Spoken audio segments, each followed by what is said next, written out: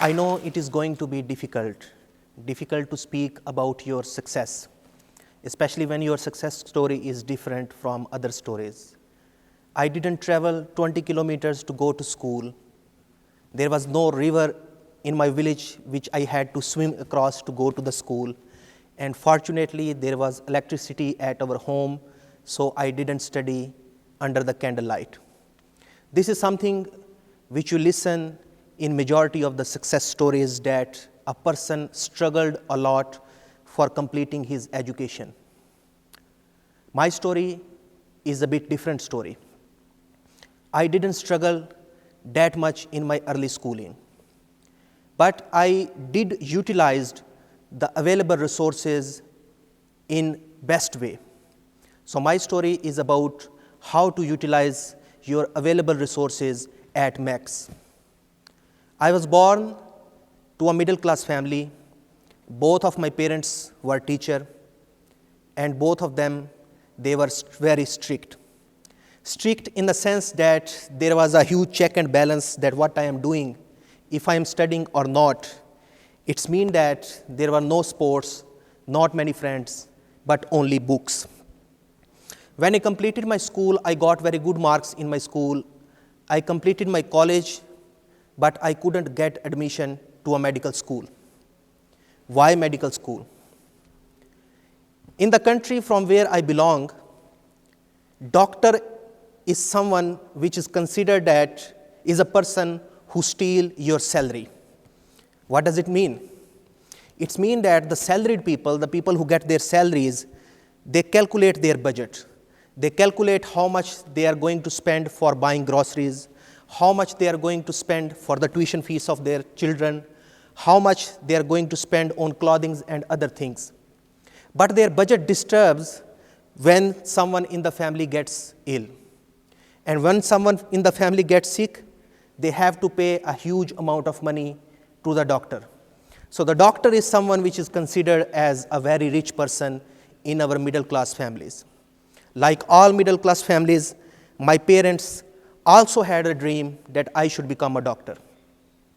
After completing my college, I couldn't get admission into a state medical school, and my parents had only two options. One option was to get me admission into a private medical college which costed a huge amount of money, and the second option was to send me abroad. So me and my sister, both of us, we were sent abroad to another country.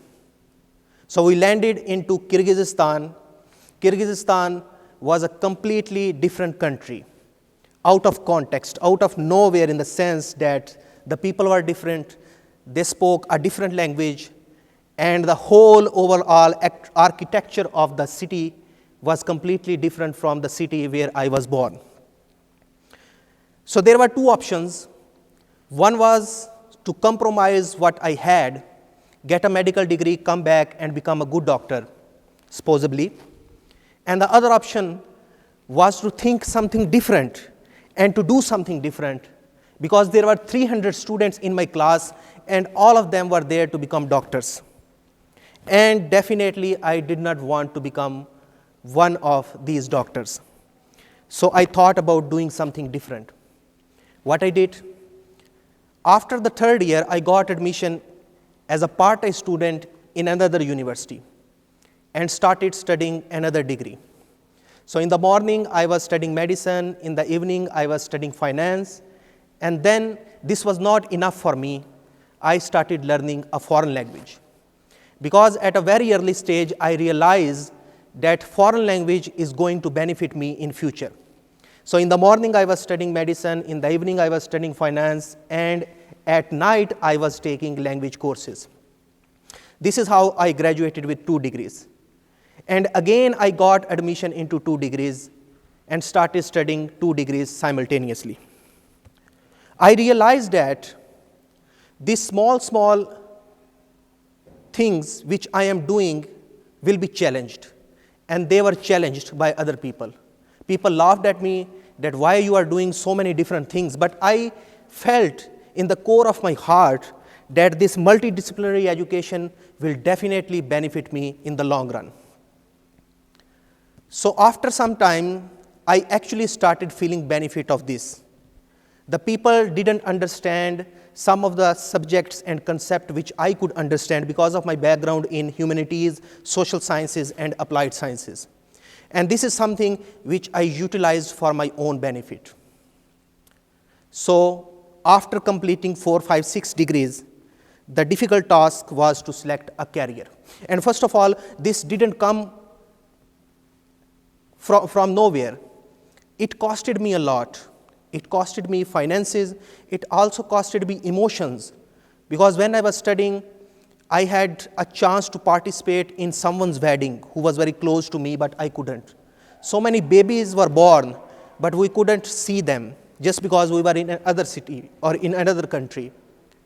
My grandparents died, and I couldn't attend their funeral just because I was in another country. So there were not only finances, there were emotional costs and psychic costs as well.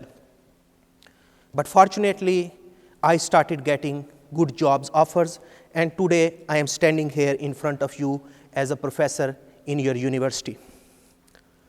So what makes someone successful? If I consider myself as a successful person or not, I think I am a successful person because I am surrounded by excellent students like you. I work with brilliant colleagues, like some of them are sitting here, and I have my parents and my wife with me. So what are my formulas to become a successful student? My first formula to become a successful student is to take baby steps. What does it mean by to take baby steps? Baby steps means make your goals small but achievable. What does it mean? It means that don't aim something big. You can have an image in your mind that you want to become this, but to achieve that aim, try to take baby steps. So when you take first baby step, you achieve something, you get motivation. And after getting motivation, you get more motivation to do something else, and then you can take another baby steps. Based on these baby steps, one day you will achieve your goal. So this is my first formula, to aim something small and achievable and get motivation out of it. Second formula is to have good networking and marketing. What does it mean by networking and marketing? Networking means you should have good friends everywhere. So try to participate in all the conferences, seminars, symposiums, trainings, whatever is available in your city, and make good friends there.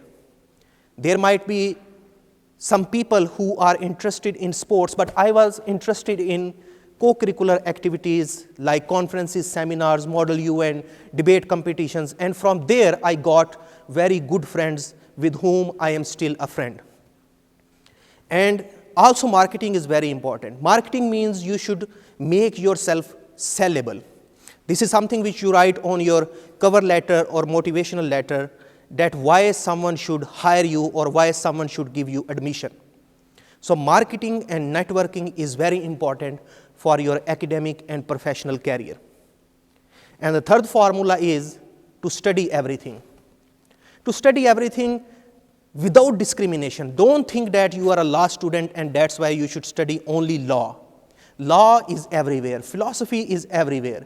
Academia is becoming multidisciplinary. Academia is becoming interconnected. So study everything without discrimination. If there is a conference, seminar, or symposium not directly related to your major, go and attend this and see what those people are doing and which elements or which points can be helpful in your major. And next is to do the charity of your intellect. What does it mean by charity of your intellect? When you learn something, when you feel that you are master of something, try to share it with others for free. This is called as doing charity of your intellect. Do share your knowledge with your peers, with your colleagues, with other students, and with other people without thinking of getting any reward. But believe me, you will get a reward. There is not a problem for a company to produce an entry-level job for you. So just go to the companies and offer them your services for free. show them the sample of your work for free, and definitely they will hire you if you will be able to impress them. So do charity of your intellect. And finally, don't be afraid of flipping and switching. What does it mean? It means that don't stick to one profession or one career. If you think that this career or this subject is draining you, just try to move up, try to flip, and try to switch to another career. And the first career will not be the waste of your time. It will be beneficial for you in the long run. For example, after completing my medical education, I didn't practice medicine, but I was in touch with medical professionals, and I tried to keep myself up to date what is happening in the field of medicine. Last year, when I was in Uzbekistan, I heard the news that Uzbekistan need medical doctors because of the COVID-19 pandemic. So I wrote to the president of Uzbekistan and requested him and offered my services as a medical doctor to the Uzbek people. And fortunately, I was included by the Ministry of Health into the reserve force of doctors which should be deployed in the case of emergency. So the point which I am trying to make is that whatever you will study, it will benefit you in the long run.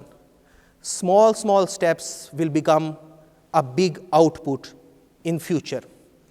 And don't be afraid to challenge yourself, don't be afraid to think differently, and don't be afraid to switch and flip your careers if you are not satisfied with this career. Thank you very much.